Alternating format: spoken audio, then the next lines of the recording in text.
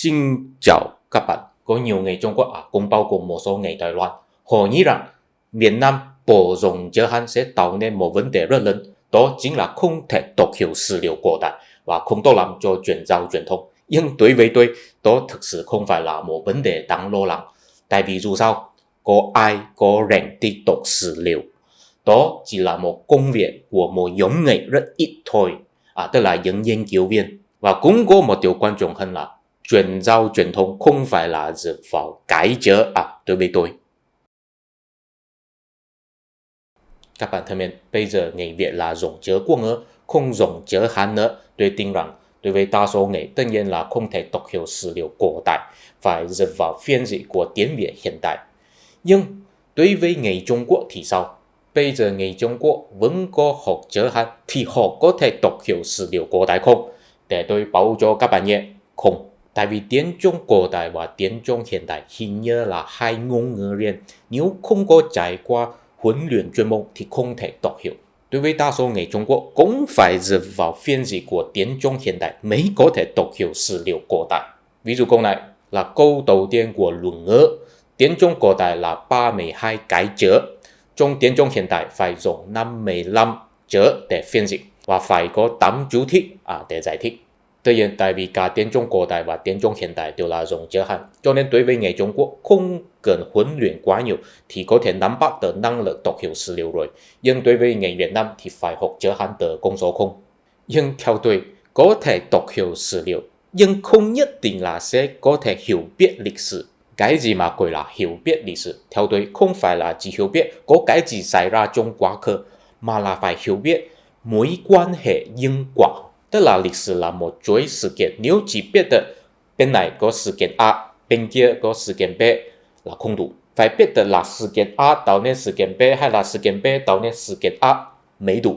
Đối với tôi, vẹn vẹn nhìn vào sử liệu không nhất định là sẽ có thể hiểu biết mối quan hệ nhân quả. Tại vì sử liệu chỉ có thể báo cho mình những sự kiện là xảy ra như thế nào, nhưng sẽ không báo cho mình những động cơ của các nhân vật trong sự kiện. Động cơ của nhân vật mới là nguyên nhân quan trọng nhất để giải thích mối quan hệ của nhân quả. Thậm chí sử liệu sẽ cố ý cất giấu động cơ của nhân vật. Tại vì sử liệu là do người thắng lợi viết ra, cho nên tất nhiên là sẽ cất giấu những động cơ xấu xí của họ. Nói đến đây, tôi nhân tiện nói về một điều là thật ra trong sử liệu Trung Hoa có nhiều chỗ sẽ làm người ta hiểu sai lầm. Tại vì nhân vật trong đó nếu không phải là người xấu thì là người tốt. Trong tiếng Trung gọi là quá mặt nạ, tức là mỗi nhân vật đều có một mặt nạ cố định, không phải là người xấu thì là người tốt. Hình như chuyện xấu xảy ra toàn là vì có người xấu, chuyện tốt xảy ra toàn là vì có người tốt. Thế giới có đơn giản như vậy đâu, công nghệ có đơn giản như vậy đâu.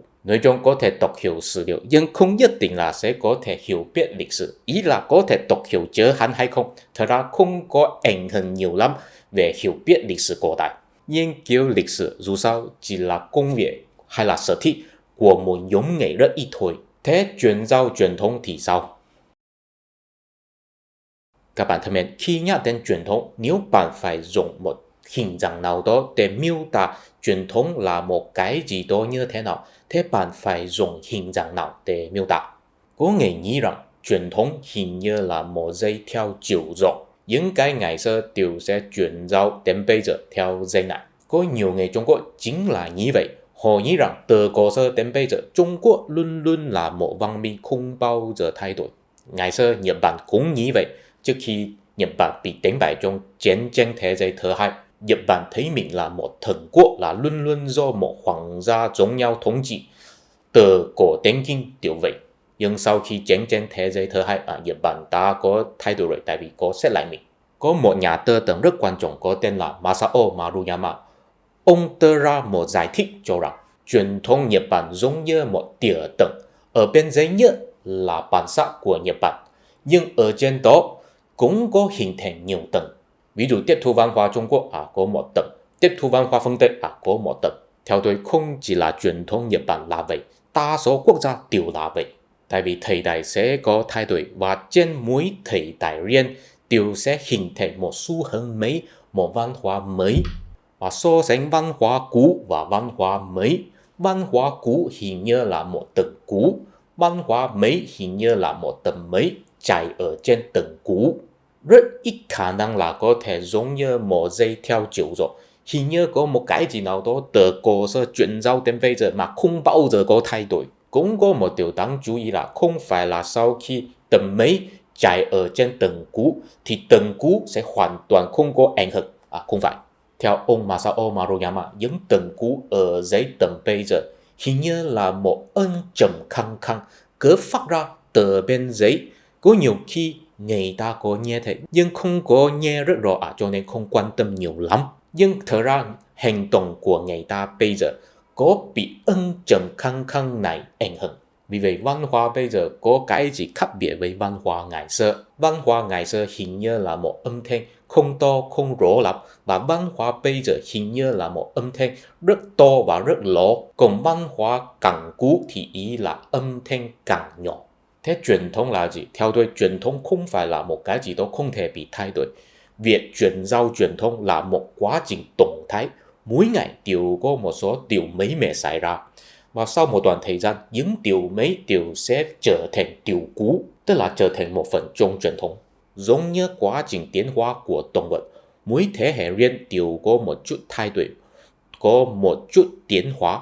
Sau nhiều thế hệ rồi sẽ trở thành một chủng loại mới. Theo tôi, sự hình thành truyền thống cũng là vậy. Cho nên bây giờ chúng ta có thể nhìn thấy có nhiều cổ vật và có thể phán đoán rằng cổ vật này là thuộc về thời đại nào. Tức là mỗi thời đại đều có một truyền thống đặc biệt.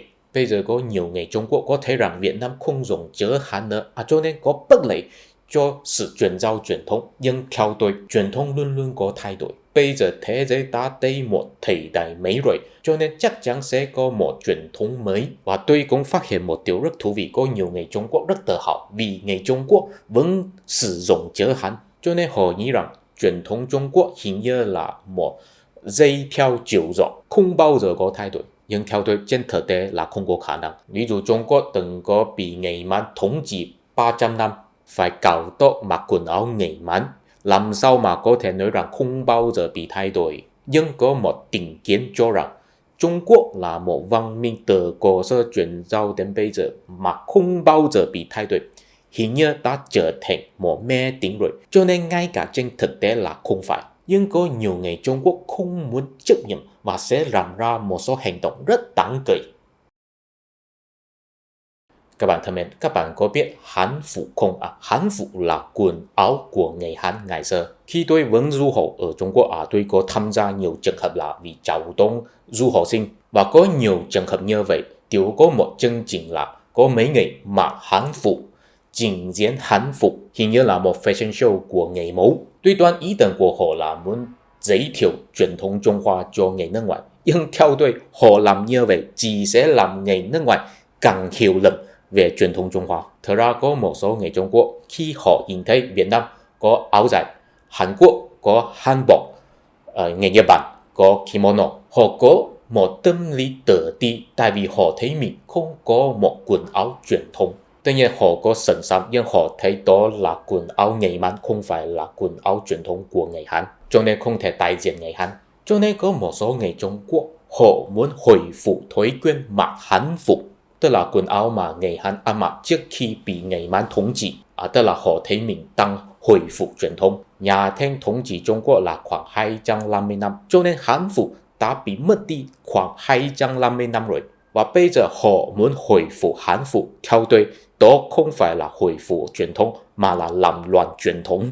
Tại vì không có ai có thể khẳng định rằng những Hán Phục mà họ đang ăn mặc vào bây giờ là hoàn toàn tuân theo cách thức của Hán Phục ngày xưa. Cũng có một điều là trong lịch sử Trung Hoa, mỗi khi có triều đại mới sáng lập, hoàng đế đều sẽ ban bố cách thức Hán Phục kiểu mới.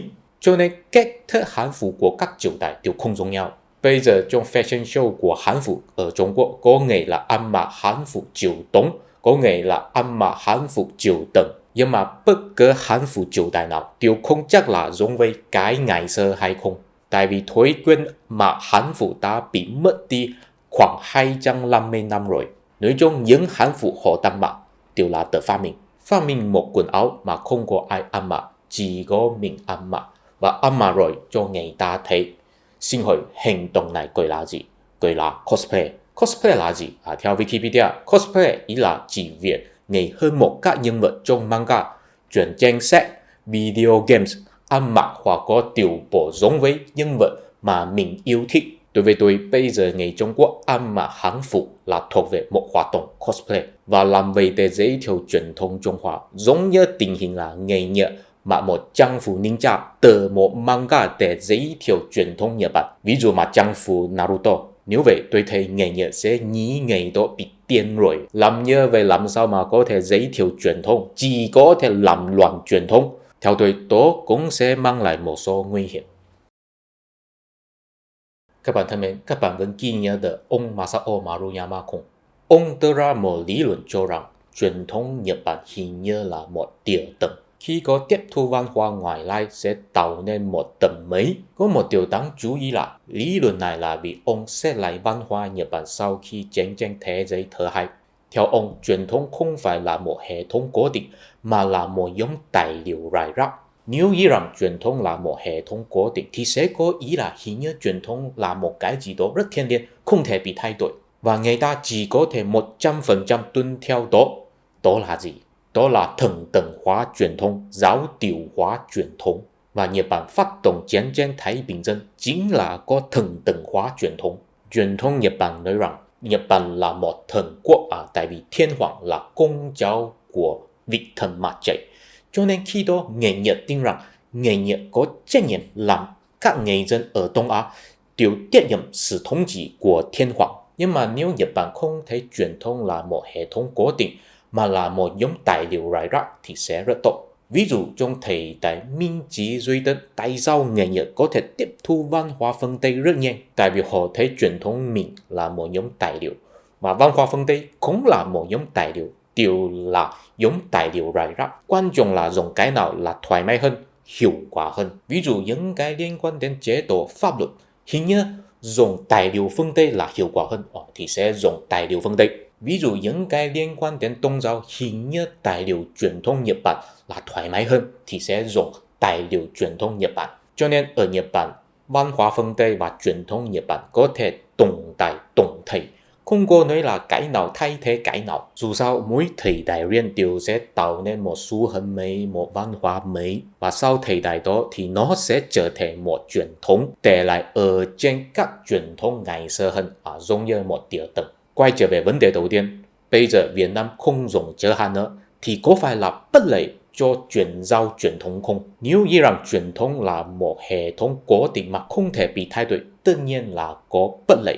Nhưng nếu nghĩ truyền thống là một quá trình động thái thì tôi thấy không phải là một vấn đề đáng lo lắng thái quá.